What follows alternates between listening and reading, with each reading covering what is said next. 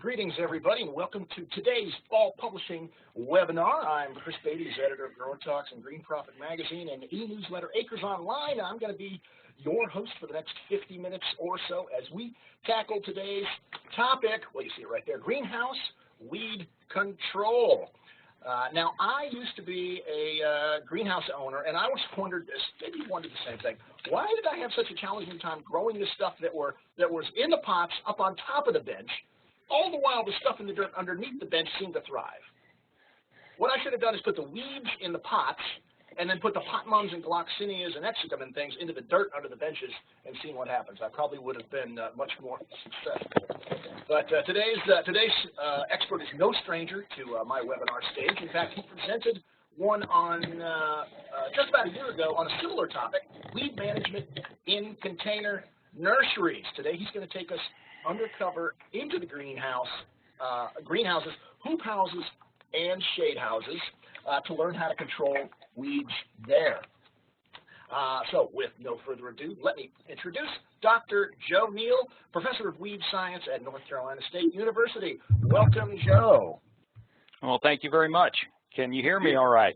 We've got you coming through loud and clear. And Great. The little glitch with the intro there, I keep forgetting to unmute myself. I was presenting beautifully to myself with the music, and then I looked up and the little microphone was still red. One of these days I'm going to get this system figured out, I swear it. But once you get going, everything's going to be perfect, Joe. Now, where are you broadcasting from today? Down at your offices there at NC State? And in Raleigh, North Carolina, yes.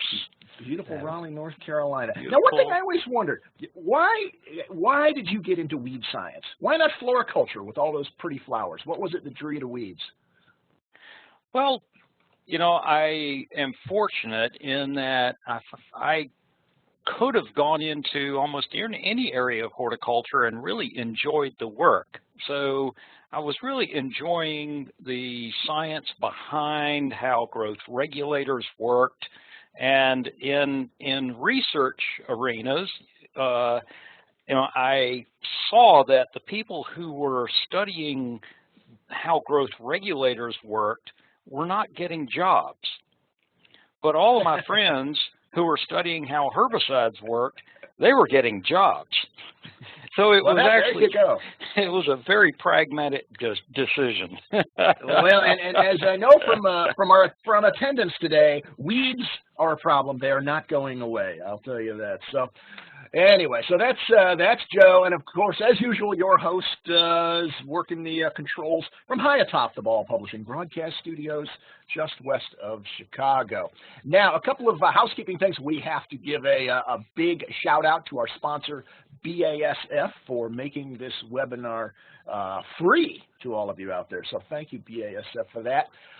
If you have questions, use the either the chat area or the Q&A area that you'll see on the right side of your screen. Type them to us. If they're on topic with what Joe happens to be addressing at the time, I'll interrupt and say, hey, Joe, what about such and such? If not, we'll kind of save them for the end. And if it's a little bit too far afield to kind of capture or tackle in this venue, we'll give you Joe's contact information at the end so you'll be able to communicate with him directly. Let's see, and I've got somebody, Amy, yes, I meant to put a slide in here and I forgot to do it about the volume. I'm going to address Amy personally on that one once we get going. If you can't hear, it doesn't do any good right now, but I'll type a note to you. Anyway, if you have to leave the webinar at some time, this will be archived.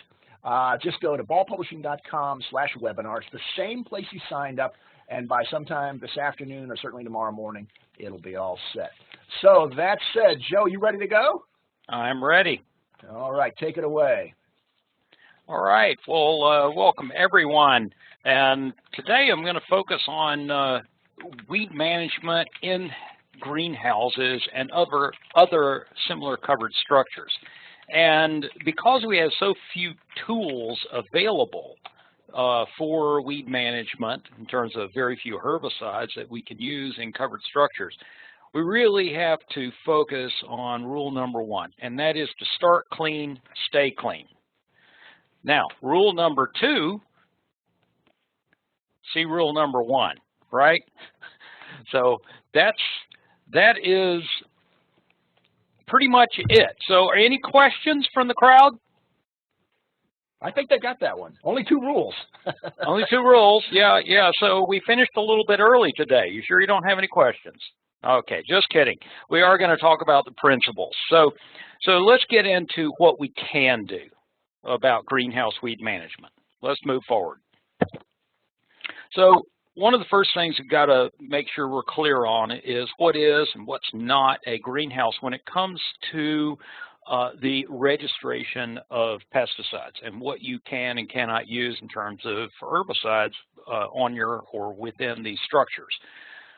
So any fully enclosed structure is classified as a greenhouse on these product labels. So it doesn't matter if it's a glass house or a gutter connected plastic covered house or just a temporarily covered overwintering structure.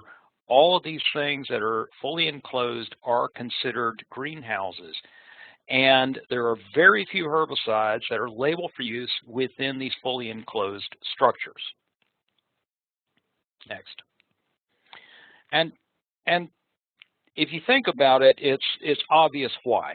A lot of our herbicides have some volatility, and so if you apply them within that structure, vapors from these herbicides will be trapped, and they could cause crop injury, or spray drift can circulate and cause crop injury. And of course, in greenhouses, in covered houses, we have fairly high value crops, and that means to a prospective herbicide registrant, that means a high potential liability for a relatively small return.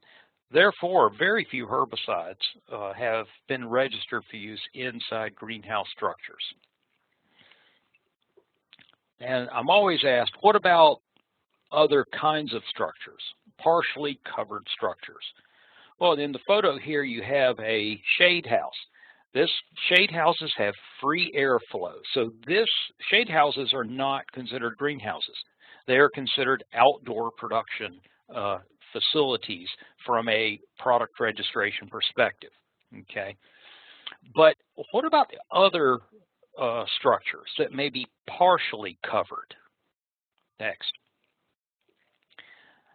Or, I get the question, well, I can open up the ends of the house and I can raise the sides. Is this a greenhouse? And this really is a gray area, and I think you have to ask yourself, as a grower, are vapors trapped within this structure? Now, while there is, in the structure shown here, there's good airflow for the plants that are sitting on the ground, but if you had benches within this structure and your plants were on benches, they may be high enough in that house not to have adequate airflow to disperse the vapors. Also, think about employees and your own safety. You're standing within sort of a dead air zone within this structure where the vapors can potentially accumulate. So you just have to use some common sense about how well vented these kinds of structures might be. Next. Since, we can't use very many herbicides in the house, we really rely on prevention.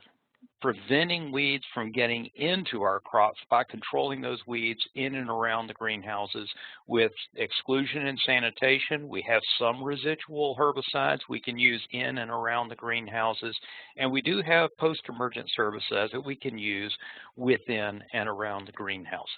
So let's talk about each of these strategies. First, let's talk sanitation. Where are the weeds coming from? Well, one potential source are the pots and flats themselves. If you are reusing flats or pots, that is a prime source for weeds to come back into your next crop. And I've always wondered how crabgrass became one of the top 10 weeds in container nurseries until I saw how the crabgrass just was growing next to the pile of pots and setting its seed heads right into the pots. Now we also know that that if we get some weeds in these production areas, they're going to spread like the oxalis in the top right corner. Next. Hang on, Joe. I don't think growers really think about a pot sitting next to weeds is going to transmit the weed. They don't view it as like disease spores or something that are microscopic and can stick to the pot. But you say the seeds will get carried in on a pot into a greenhouse. Absolutely. Dr. Ted Whitwell down at South Carolina did a study a number of years ago where he showed that taking reused flats, if he just, using high pressure water, rinsed those flats off, he reduced the bittercress population 7-fold.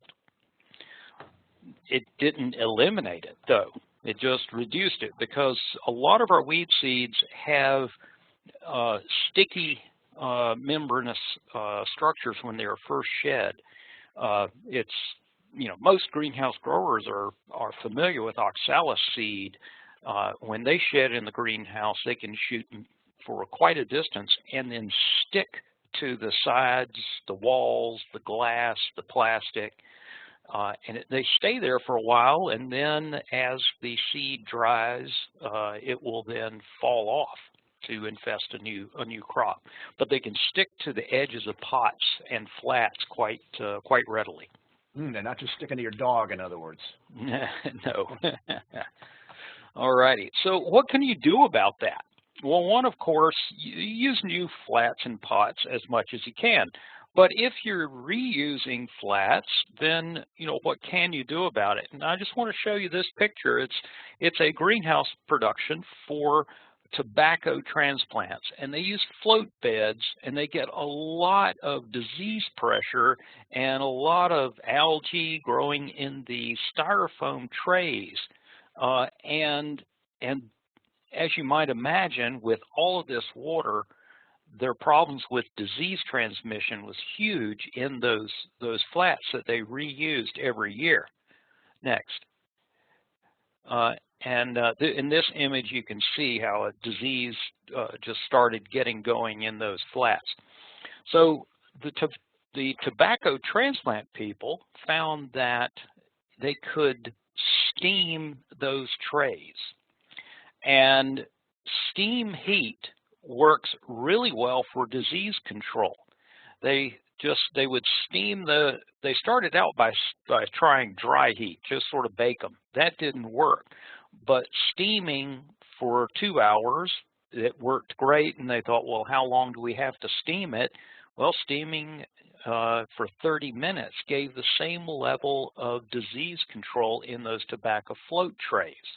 All right, and now this is actually a standard practice in tobacco float tray production, and there are companies out there in tobacco producing areas that have mobile steam trucks. They'll come around and on a contract basis steam flats. Okay, you'll notice that if those of you who paid attention in science class look at this graph and you say steam at 176 degrees Fahrenheit, hopefully some of you remember your science classes to say, wait a minute, boy, steam is hotter than that. Well, this is the temperature of the steaming chamber, right? The steam itself is, of course, over 212 degrees, but once you inject it into a chamber, then it's mixing with air and gets a little bit cooler. So disease control is something that that tobacco people are doing with steam sterilization. But what about weeds? There's relatively little research available. We do know steam sterilization is effective. What we know from steam sterilization is from soil steaming, and we know that we need to keep the soil at a high temperature, 160 to 180 degrees Fahrenheit for 2 to 4 hours. But when we tested high temperatures for controlling sedge seeds, we found that those were fairly heat tolerant, and we put them in 175 degrees Fahrenheit for 4 hours, and it did not kill annual sedge seeds. So weeds can be controlled this way, and the U.S. Forest Service has fairly recently published some of their information that they generated on steam sterilizing trays that they use for forest tree seedling production, and they're steam sterilizing for both disease and weed control and being quite successful with it. So if you're interested in pursuing this and seeing if this might be something that fits your business, I would encourage you to search online for the U.S. Forest Service steam sterilization fact sheets, and they've posted quite a bit of information on how they're doing it. Although, Joe, it seems like it'd be a lot easier just to keep the weeds away from the your stored containers in the first place. Any tips on doing that? Well, yeah, that's coming up next. Oh, yeah. So of course, you know, if we can avoid that situation, you know, we want to. So we avoid that by sanitation, right? So one, if you don't have weeds, if you keep the weeds from getting started, then you don't have to deal with them later on. So let's prevent weed growth by eliminating the places that they grow.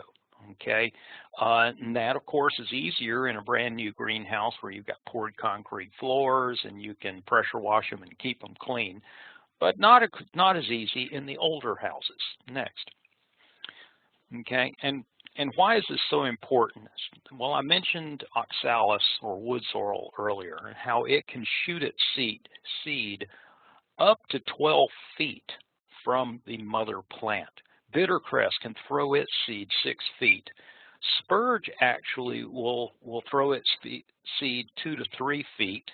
And there are some of our more recently introduced species of spurges, like hyssop spurge, that we know can throw their seed even further, up to 6 feet. Mulberry weed, we know it can forcefully disperse its seed 4 feet, and of course there's wind dispersed seed like a willow herb shown in this photograph, or the common groundsel, and anytime they're seeding and you've got your fans circulating air, those seed are going to circulate with them. And of course liverwort, it spreads by wind dispersed spores as well as by water splashing the little vegetative propagules called gemmae right out of those little cups that form on the thalli, or the leaf-like structures.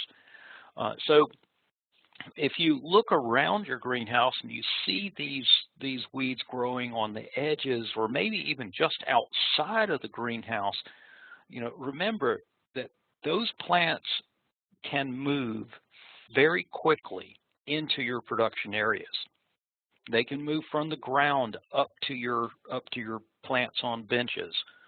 If they're growing in that inaccessible little corner near the foundation and kind of behind the heating unit or the fan structures inside the greenhouse, those are spots, even though they're out of the way, those are spots you need to address for weed control.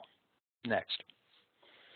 You know, and so this just shows you, you know, that little edge of the that crack in the concrete where the temporary overwintering structure or foundation was inaccessible, out of sight, and that sort of space gives the opportunity for weeds to get started. And as you can see in this picture, the bittercress is already seeding out. The oxalis is ready to go as well. So all of those salvia in that picture are going to be infested. Now, you might think, well, it's a really short-term crop, you know, but the bittercress can have basically can go from seed to maturity to a new seedling emerging within about 40 days. So weeds really can have the ability to have multiple generations and to reproduce very quickly within a greenhouse structure. Next. All right, so what do we do about it?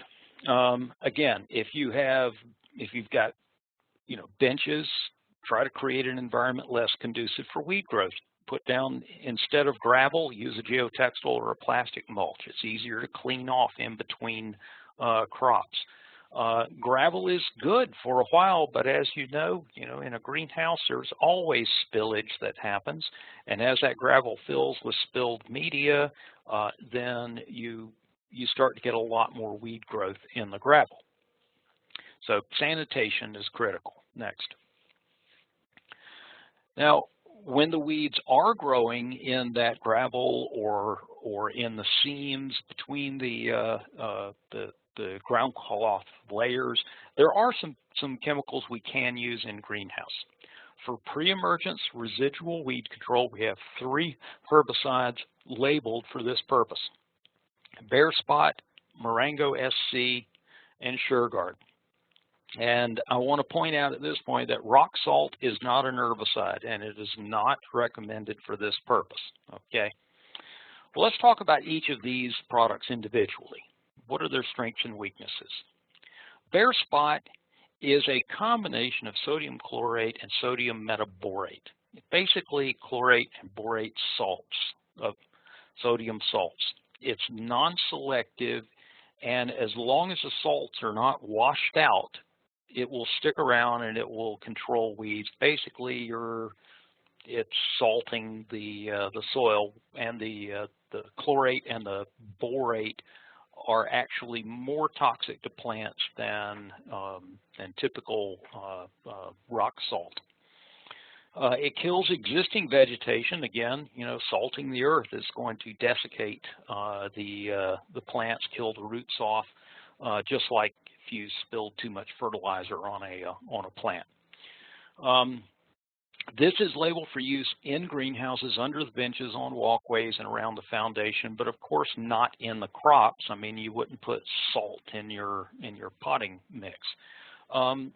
It is water soluble, so if you did treat the ground with this and then put flats right on top of that ground, it is possible for some capillary movement of these salts into the substrate, but that's pretty unusual because when we're handling flats of plants, you're rarely putting the pot directly on the gravel surface. You're usually handling it in a flat, which gives you a little bit of an air layer between the substrate and the gravel below it.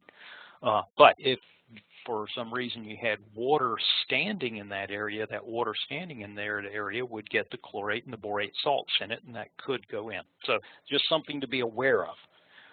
It is not widely used. I've heard growers tell me that it was fairly expensive, or they couldn't find it.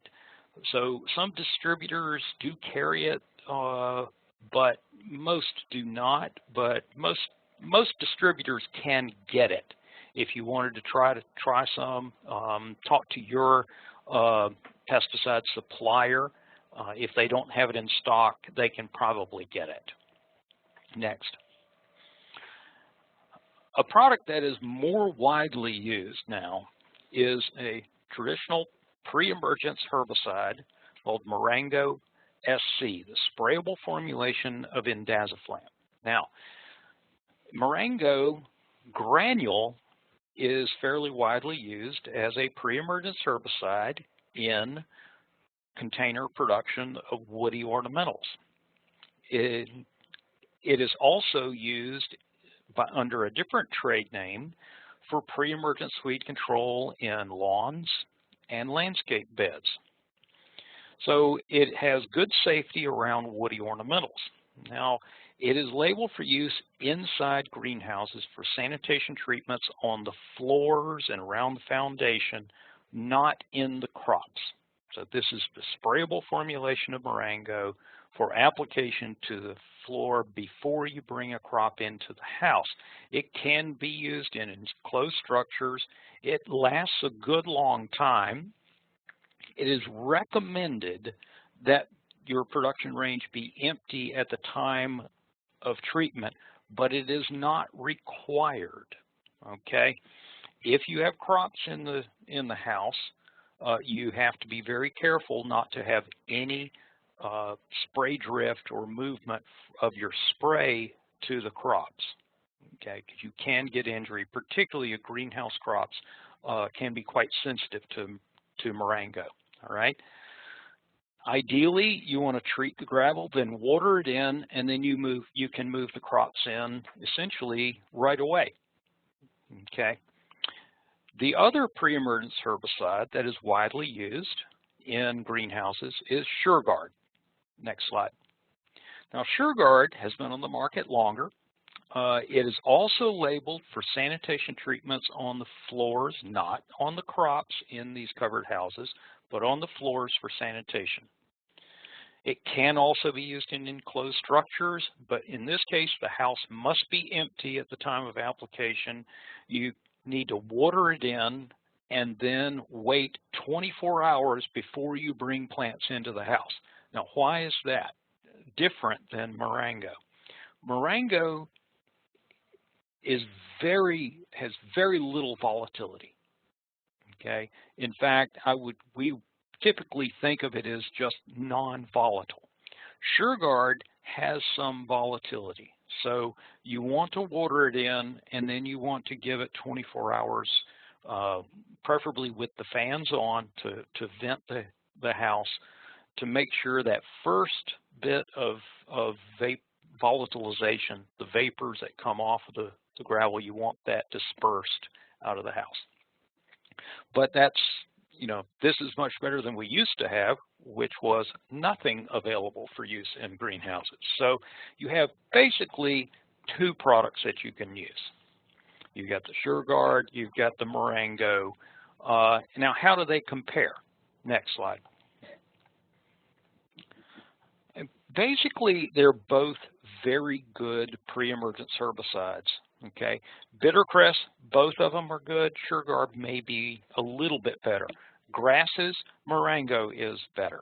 Willow herb and groundsel, SureGuard is a little bit better than Marengo, but Marengo has better longevity.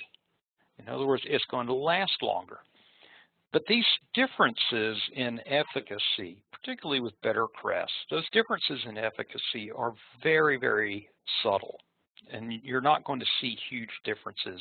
I pick it up in my research plots, but in the real world, in greenhouses, you probably will not see a very significant difference in the efficacy on most of your weeds. But the big difference is whether you have to have the house empty at the time of application. Now, we do recommend that the house be empty for the application, but the reality is, today's greenhouse complexes are often, gutter connected, where one house is open to the next, and it's extremely rare for the whole greenhouse to be empty at the time of application. So it's nice to be able to have an option that you can use legally while there is a crop in the greenhouse or in the next section. Okay. Joe, quick question. You Yes. took a kind of a strong stance against rock salt. Why was that? Rock salt, it's first and foremost, it's not a labeled weed control treatment. Okay. So there are places in this country where, you could be fined by your Department of Agriculture or Department of Environmental Conservation for using salt in that way. But more importantly, what happens to salt when you put it on the ground? It washes into the soil. If your water runs out, the salts can wash out of your houses and into whatever water conveyance you have there, and the salt doesn't decompose. Our pre-emergence herbicides like SureGuard and Marengo, they do decompose in the soil, in the environment. So, for those reasons, we really, generally do not recommend. I don't recommend the use of salt for weed control. All right, 2 good points. Yep. Aaron wants to know, what would you expect injury to look like if you do get Marengo or SureGuard drift or fumes on sensitive plants? Good question. SureGuard injury is actually fairly easy to diagnose because it is a contact type action herbicide. So you end up with small, necrotic spots, so just leaf spotting. At first, it might look like you have a leaf spot disease, but look for patterns, on the plants, in terms of the plants that are near the area where you're spraying will have more leaf spotting, and on the side of the plant that was exposed, there will be more leaf spot than on the other side of the plant. And also, as the new growth emerges, there should be no leaf spot. Okay, versus a disease, you would expect a disease progression to get leaf spot on the new leaves. So it's really a contact type burn. If you got a lot of SureGuard on there, you would cause some necrosis of the growing points, but really leaf spotting. Marengo, on the other hand, works differently. It does not cause the leaf spotting. It will get into the plant and cause some yellowing of the new growth and some stunting and a little malformation of the new growth. Now, if you want to see a little bit more about what these look like, I encourage you to check out my website.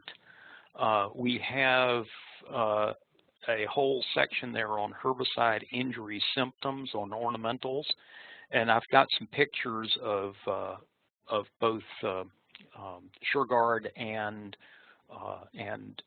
indaziflam or Marengo injury to some ornamentals on that website. Good. Well, we'll direct them to that at the end, along with that fact sheet you have. Great, great. So one of the big differences that you've probably all heard is, that Marengo lasts longer. Well, we've actually looked at this to ask the question, well, does it really last longer? Well, if so, how much longer? And this work hasn't been done in greenhouses. We did it outdoors, and just to set this graph up, we've got our percent weed control on the y-axis, and on the x-axis is the time after we treated. So we treated on day 0, and then every 2 weeks we put weed seeds in the pots. And then we watched to see how long the herbicide lasted. How long did that herbicide keep the weeds from germinating? And in this case, it was spotted spurge, the middle of summer, and you can see your typical dissipation curve of Broadstar, which is the same thing as SureGuard, same active ingredient as SureGuard. And you see in that black line a classic dissipation curve for an herbicide. And we would say it lasted, about 4 weeks under those conditions. In a greenhouse, we would certainly expect it to last significantly longer. But if you look at the lowest dose of the Marengo at 100 pounds per acre, it pretty much tracked the same dissipation curve as the Broadstar, with an odd exception, and that was out at 10 to 12 weeks. It had this rather odd little jump back up to the 50% weed control range. But more interestingly is at that higher dose, Marengo at 200 pounds, we had a slight dissipation, but then it plateaued, and the weed control persisted 10, 12 weeks, and we stopped the experiment after 12 weeks because none of our other herbicides ever lasted that long. But Marengo was still providing some weed control 12 weeks out, outdoors, middle of summer, irrigated overhead every day. So in a greenhouse where you don't have the ultraviolet radiation working to decompose herbicides, you actually probably have less water in the greenhouse, even though we think, okay, greenhouse crops, we're watering all the time. But compared to the outdoor experiments that we conduct at our research farm in North Carolina, where we routinely will have those summer thunder showers, where we'll have during the season multiple events with heavy rainfall and high temperatures, our herbicides dissipate very rapidly under those conditions. So what this shows us is not exactly how long Marengo lasts, but what it shows us is that at the lower doses, it's going to last about the same amount of time as the SureGuard and other pre-emergence herbicides. But at those higher labeled doses, it is in fact going to last longer. It's not going to stay at 100% control longer, but it'll stay in that 70 to 80% control. So that's pretty good weed control for a long period of time. Okay, next. Now, there are some products that I get questions about that I always say, just do not do it.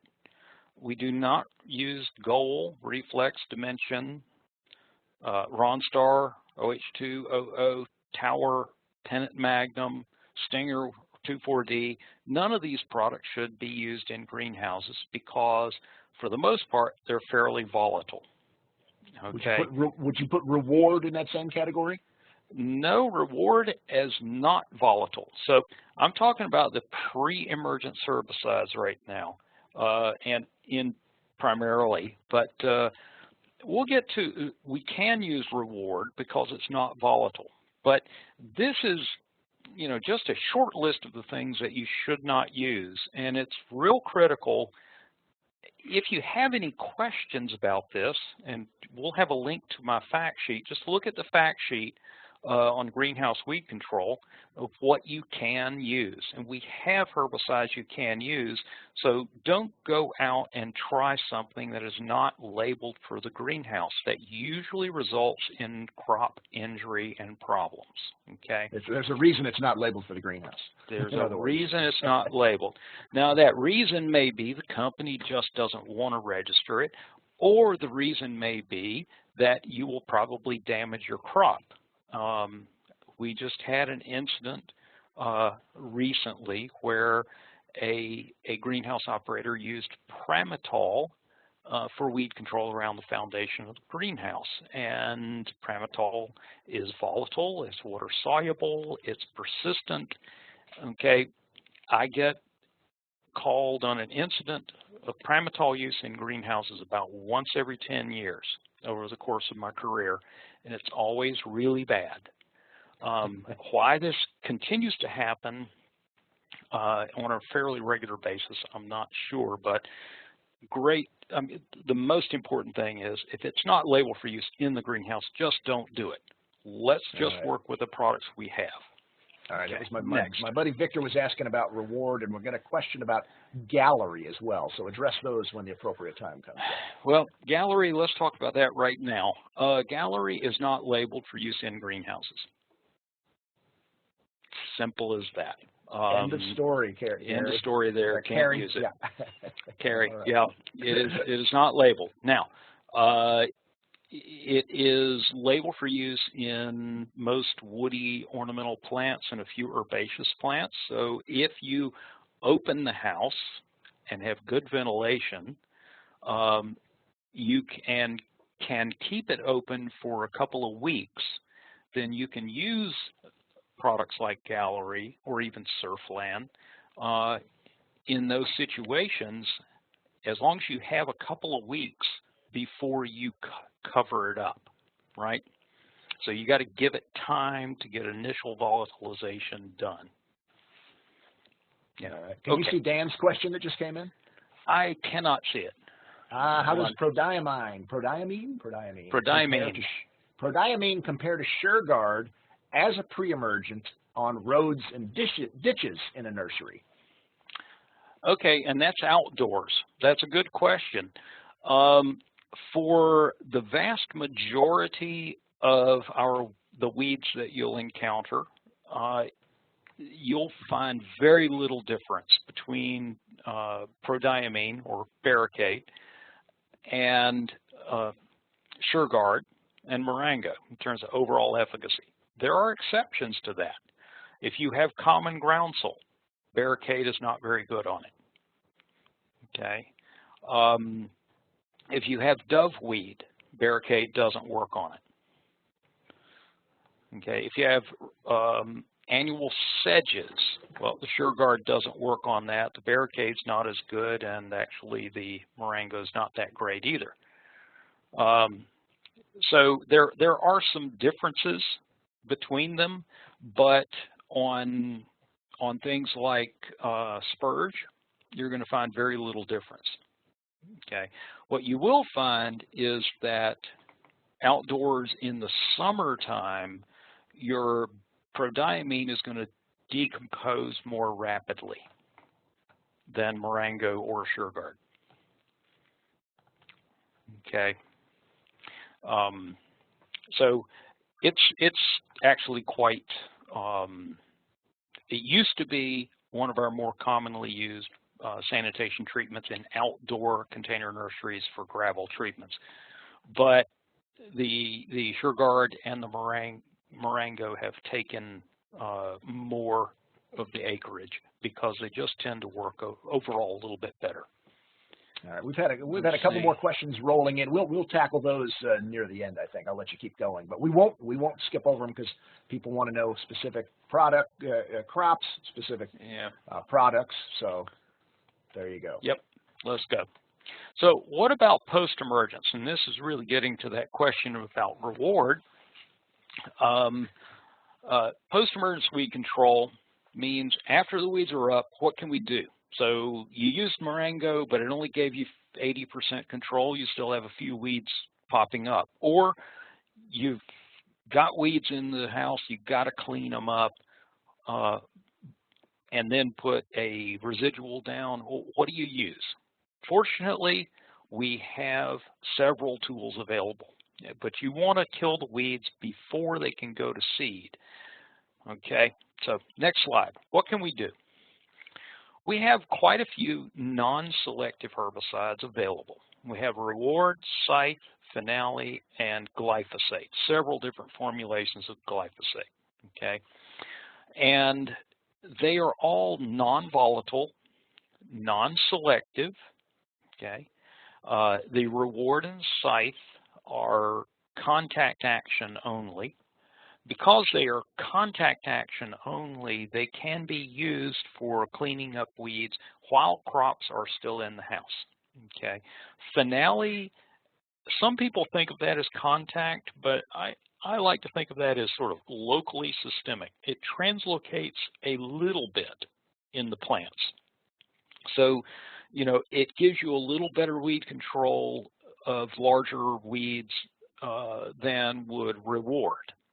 Okay, Reward is going to control your seedling broadleaf weeds really well when they're young, but if they get big, it'll burn the leaves off and then you have to reapply. Finale may control them with one application. But all three of those can be used with a crop in the house. Now, glyphosate is a systemic herbicide. It is not supposed to be used when there is a crop in the house. Now, this is for a very obvious reason. It's systemic, and small amounts of glyphosate, spray drift getting on the foliage of your plants can lead to severe injury.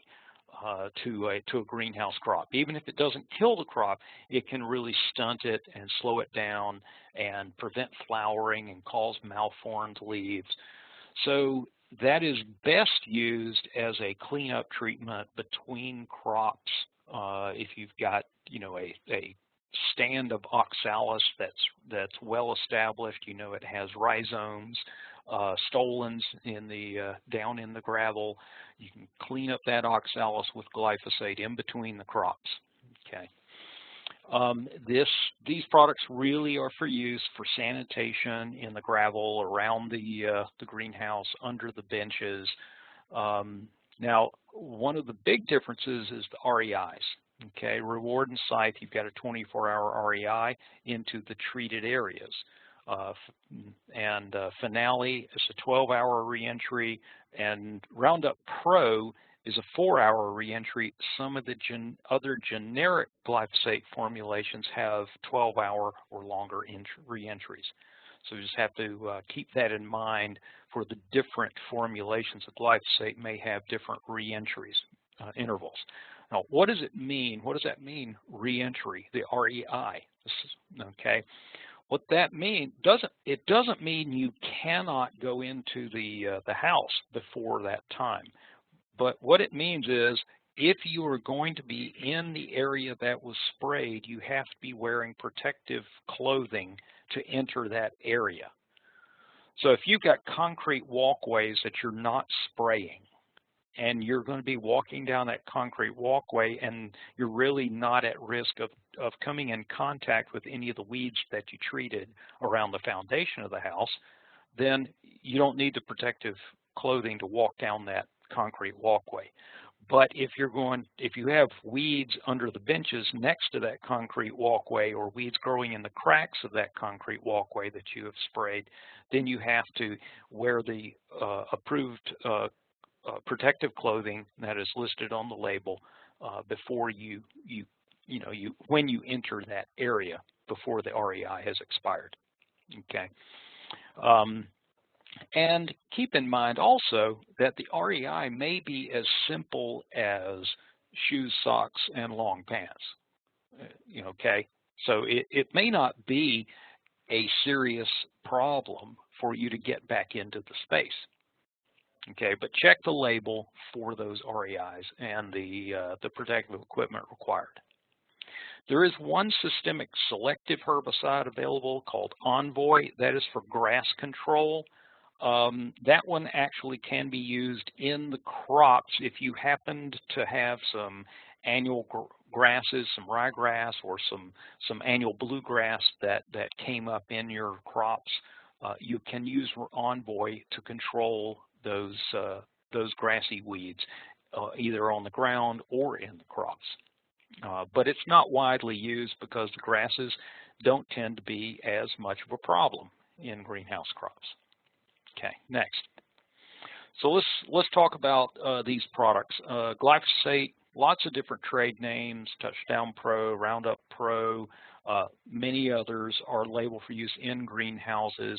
It has no soil residual. It really should be applied to the empty house because of that drift issue that I mentioned. Next. Reward or Diquat is a non-selective contact type herbicide. It works very rapidly. It also has no soil residuals. Because it is contact action, it's effective on killing seedling annual weeds, but only top kills larger weeds or perennials. So if you had a perennial weed that was growing in the gravel and coming up, you can burn it down, but it doesn't translocate to the roots. Okay. You want to add a little surfactant to the Reward. It works. It will improve the efficacy. This one is quite effective on bitter cress. It burns the foliage off of oxalis, but an established oxalis plant does tend to come back from a Reward application, and you've got to come back and hit it again. Next. Scythe, pelargonic acid. There are several other long-chain fatty acids similar to this that are on the market. These are kind of like Reward, non-selective contact herbicide. They work quickly, burn very young seedling broadleaf weeds, but don't control larger weeds without multiple applications. One thing about the scythe and their similar fatty acid herbicides is, they're marketed kind of like it was a natural product. Okay, while pelargonic acid is a naturally occurring molecule, the herbicide product is not from natural sources. It is synthetically made, but more importantly, you think natural products, you think safety, right? But this is a severe eye and skin irritant. These long-chain fatty acids can burn your eyes, can burn your skin. So if you're using them in an enclosed structure, you've got to be very cautious to not expose yourself to the spray mist or fines that come off of this. Also, the odor can persist for several days, and if any of you have used it, you know just what I'm talking about. The odor can be quite strong and, fairly offensive particularly if you had a retail site. You probably do not want to use scythe before Mother's Day weekend and everyone's coming into your facility, because the odor can be quite strong. Next. Finale is, I like to think of Finale as sort of halfway between Reward and Roundup, right? It's non-selective post-emergence. It translocates a little bit, but not a lot. It works fast, not as fast as Reward, but because it does translocate a little bit, it may work better than Reward or Scythe on some weeds like oxalis. Again, like all these other ones, no soil residual at all. Okay. Excuse me. Next. So when you're using non-selective herbicides in greenhouses, the systemic ones really should be used, like glyphosate, should be used between crops. Shut off your circulation and your vent fans before you spray. Then let all spray drift. Make sure any spray fines are settled before you switch your fans back on. And remember, if you're in a covered structure, wear your protective clothing. Okay, and observe those re-entry intervals for worker protection. Next. The selective grass herbicide, Envoy, as I said before, can be applied over the top of crops and in greenhouses and outdoor production. It's the only selective product we have for annual bluegrass control. So if you happen to have annual bluegrass coming in, this is a tool that you can use to control it. Okay. Next. What about something besides herbicides? Okay. You can use on a longer term crop. Mulches can be used in your containers. Excuse me. But we don't really recommend using mulches inside greenhouses for weed control, because mulches decompose, and over time weeds are going to just grow in the mulches. But within the crops, if you have some woody crops that are within overwintering houses, mulches can work quite well for weed control. Next. But what makes a good mulch? You want one that's not going to retain too much moisture. So it needs to be fairly coarse textured. You want it to be low in available nitrogen, so the weeds don't want to grow in the mulch. And what's acceptable to your customers. Okay. Some mulches are going to be more aesthetically pleasing and accepted by your customers than others. But basically, mulches work for pre-emergence weed control. They prevent weed seeds from germinating from underneath that mulch layer, and you do need a good inch of mulch. Okay, there is some information out there, particularly with rice hulls, that suggests a thinner layer of mulch will work, and our research has shown that that is just not the case. For any weed seed that's coming up from the substrate and pushing through that mulch layer, you really need about a 1-inch layer of mulch. Next. Now, for a few Q&As, I always get this question. So, can I just open up the doors in my greenhouse and turn the fans on after I put a pre-emergence on, like Snapshot? Okay, so fairly simple answer. No. Okay. Snapshot is not labeled for use inside a covered structure, just like the gallery is not labeled for use in that particular site. And just because you can open up the doors doesn't really mean you're getting adequate airflow to prevent crop damage. And you certainly have violated a label by using that product in that site. Next. If I remove the covers of my hoop house to treat with pre-emergence herbicide, how long do I have to wait before I cover again? Well, each herbicide is a little bit different, but rule of thumb, 2 to 3 weeks, and you're good to go. Okay, so and this is important in the fall when you're getting ready to cover your overwintering structures. You want to put your pre-emergence herbicide down 2 to 3 weeks before you cover that structure. Okay, give it a chance to vaporize before you cover. If I need to cover overnight following an herbicide application, will that trap herbicide vapors? Now, this is really important in the southeastern U.S. where we often do not cover put all the plants in overwintering structures. We may just have tarps or frost blankets that get pulled over the plants only when the nighttime temperatures get cold enough that the plants need protection. Well, if you've just put an herbicide on, is that going to trap the vapors? Yes, but remember, if you're pulling that cover back off the next day or when the sun comes out and the temperatures get warmer, then you are going to protect your plants from that volatilization because the herbicides are not going to volatilize very rapidly in cold temperatures, right? They need the temperature to be warmer, up above 50 degrees, 60 degrees before much volatilization occurs. So legally, you shouldn't cover right after the application. It should be, a couple of weeks before you cover.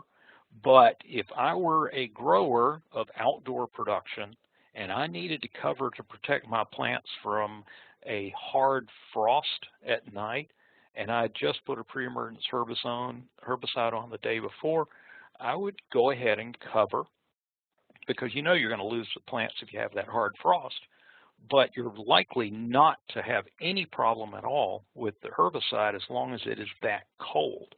Just remember, you do need to pull that blanket back off when the sun comes out and things start warming up. Next. So, in summary, I could have stopped after slide number 2, right? Sanitation, start clean, stay clean. That's what you want to do. Control weeds around the greenhouse before they go to seed so that they're not shooting into your crop and then spreading. And be careful with their use of herbicides to avoid your crop injury and worker exposure. And I do have a fact sheet available for greenhouse weed control that includes most of this information that is available from our website.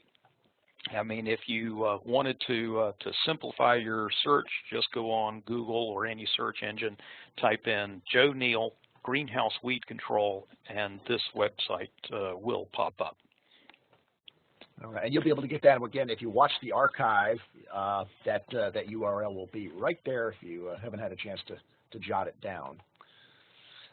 We've got a few quick questions, Joe. Let's take a look at these. Okay. Carl, I see hydrangea macrophylla. I knew I'd get a question about hydrangea macrophylla because every time I give a talk, I get a question about hydrangea macrophylla. They apparently have a lot of weed problems, these growers. So are there any pre-emergent herbicides for these plants in a shaded greenhouse? That's what they're asking about specifically.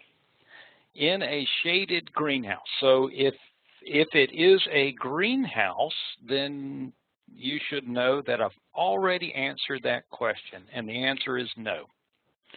If this is a shade house, right, you just have shade on and it's not covered by glass or plastic, then there are several pre-emergence herbicides that are labeled for use in hydrangea macrophylla production. And a few years ago, I wrote an article for our North Carolina Nursery and Landscape Association's magazine. The title of that article was "All Pre-Emergence Herbicides Damage Hydrangea Macrophylla." And that is pretty much a true statement. So all pre-emergence herbicides, even the labeled ones, will cause some injury to hydrangea macrophylla, but there are things we can do to reduce that injury. One, for example, first and foremost, choose only herbicides that are labeled for use on it. But it will surprise you what is labeled for macrophylla. For example, OH2, combination of oxyfluorophane plus pendimethalin, is labeled for use on hydrangea macrophylla. I don't recommend it because even when I applied it and then shook the plants to get that granule off of the foliage, we still had some injury to the new growth. The plants eventually grew out of it, but they were still injured. Freehand, on the other hand, is labeled for use in hydrangea production.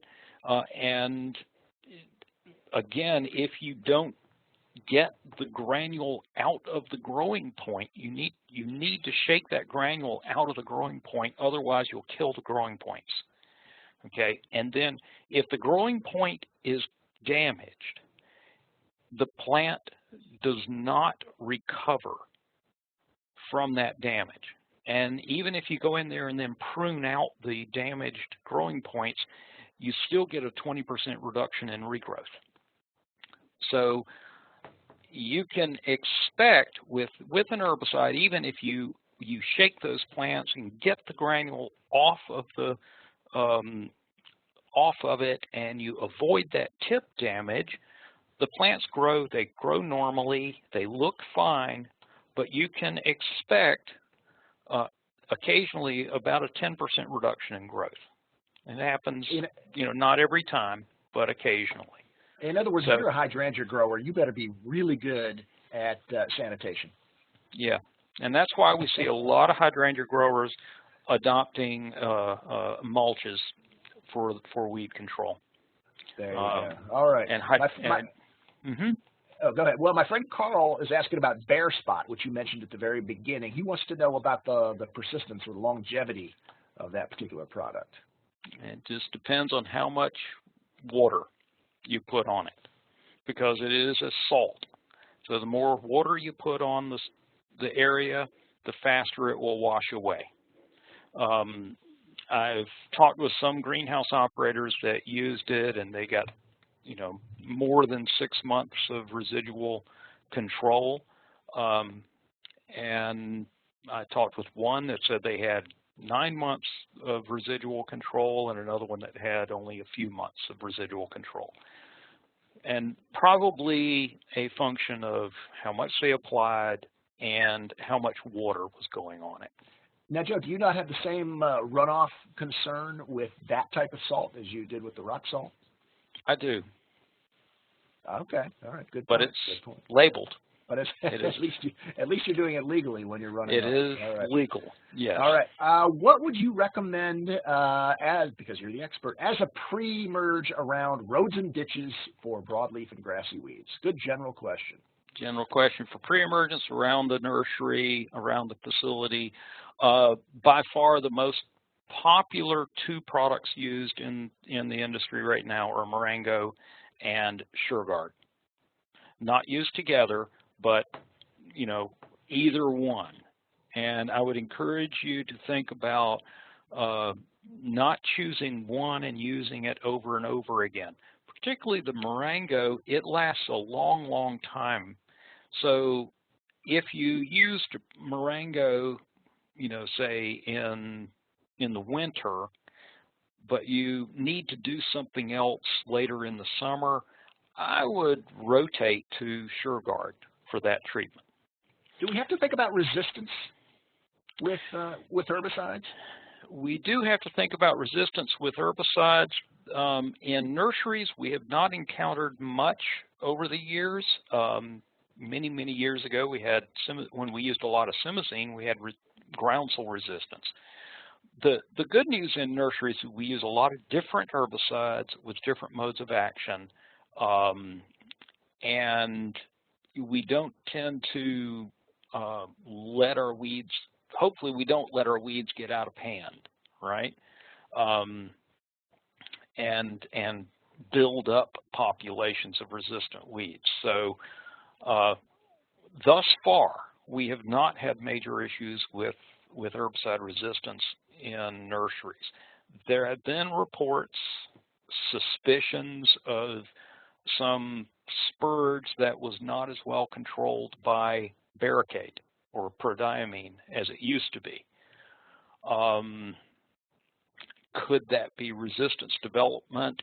It's always possible, but we have not been able to confirm that resistance. When I collected some seed from those plants and brought them back to my research and we seeded them up and put out barricade, it worked just fine. So I suspect that in those situations, maybe they'd had a lot of rainfall and the herbicide had decomposed and the spurge came up later. There you go. But if you have an opportunity to rotate, do so. If you got two products, rotate. Okay. Right. Last question. This one is from Bill. Before you leave resistance, I do want to warn everyone that we do have fairly widespread resistance to glyphosate in a lot of agronomic weeds. Okay. Horseweed in particular is wind dispersed. So if you have horseweed coming up in your nurseries, or sometimes referred to as mare's tail. Okay, horseweed in the south is very high probability you have Roundup resistant populations near you. So watch for that. If you do get horseweed around that doesn't seem to die after your application of glyphosate, then switch to Finale and clean it up before it can go to seed. Interesting. On the same topic of glyphosate, Bill wants to know if you would consider it a volatility-prone chemical. Bill Neal. This wouldn't be my cousin Billy calling to throw me a softball question now, would it? Bill, glyphosate is not volatile. It is a water-soluble chemical and has essentially no volatility at all. And so that's something that this is a question that comes up quite often, and I think there's some misinformation out there, but that's why glyphosate is labeled for use in greenhouses, is because it essentially is not volatile. Now you don't want to spray your solution on a steam pipe, and you get steam forming that can carry some glyphosate molecules with it. That used to happen in old greenhouses that have steam pipes. So use some common sense, rotate your products, and if all else fails, break out one of those old-fashioned blow torches. I've got one of those. Hook it up to a propane bottle. But then again, you have greenhouse fires, and that's no good. So don't melt the plastic. Don't take my advice, anybody. Listen to the doctor here. Flame weeders. Flame weeders. They're fun and effective, but be careful with them. Yeah. All right. Careful. If you have more questions or want to go into more depth about flaming out the weeds, you can email Dr. Neal at jcneal@ncsu.edu, and he'll field your questions as he's available too, and we appreciate him doing that. And again, thanks to our sponsor, BASF, for making this webinar possible, and others. We've got some more coming up this year, so stay tuned. I know I'm doing one with my friend Marjorie Daughtry from Cornell on diseases. You think weeds are fun? These disease people are really crazy, Joe. So, and especially Margie. Especially Margie. Margie is one of the. I'll just put a plug in for Marge Daughtry. Is one of our go-to people in the academic community. If I have a question about a disease on ornamentals, most people say, have you contacted Marge Daughtry? So That's if you have not, right. if you have not heard her speak or know of her, that would be an excellent webinar, I'm sure. There you go. She is the expert's expert, in other words. And if you want to watch this webinar again or share it with your colleagues, it will be archived as soon as we can manage it at ballpublishing.com/webinar, same place you signed up. In fact, if you scroll way down the page, you will find Dr. Neal's previous webinar on outdoor weed control, and I bet it would be a great idea to rewatch that one and kind of bookend the two of them, and you'll get a well, not a PhD or a master's degree, but some kind of certificate in weed control after doing both of those, wouldn't you say? All right, and on that note, great idea. I want to thank everybody for attending, for Joe and his colleagues at NC State, and all my folks here at Ball Publishing. This is Chris Beatty saying so long, everybody.